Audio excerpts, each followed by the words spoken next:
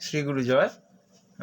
যৌগিক পন্থার শাস্ত্রীয় নিয়ম অনুযায়ী যে পঞ্চাঙ্গ পাঠের কথা বলা হয়, যা অনেক অশুভ জিনিসকে কাটায়, সেই পঞ্চাঙ্গ পাঠে যেমন আজ হলো পঞ্চাঙ্গ পাঠটা কি সেইটা বলছি, যে আজ পঞ্চাঙ্গ পাঠ করব, সেই আজ পঞ্চাঙ্গ পাঠের একটা ছোট্ট জিনিস দেখাচ্ছি। সেটা কি কি, পঞ্চাঙ্গটা কি কি না, বার, তিথি, নক্ষত্র, যোগ আর করণ। পাঠটা কীরমভাবে করতে হয় বলতে হবে যে আজ বার হলো শনিবার, তিথি মাঘী কৃষ্ণপক্ষের ষষ্ঠী, নক্ষত্র হচ্ছে চিত্রা, যোগ শূল, করণ গড়।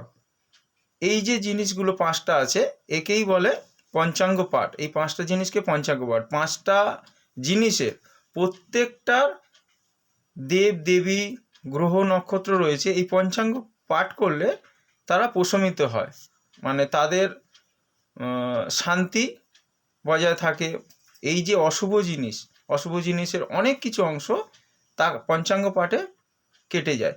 এটাই প্রাতে যদি করা যায়, এটা যৌগিক পন্থায় বলা হয়েছে, খুবই ভালো। যা প্রাচীন মুনি ঋষিদের কথা অনুযায়ী এটাই হলো পঞ্চাঙ্গ পাঠ।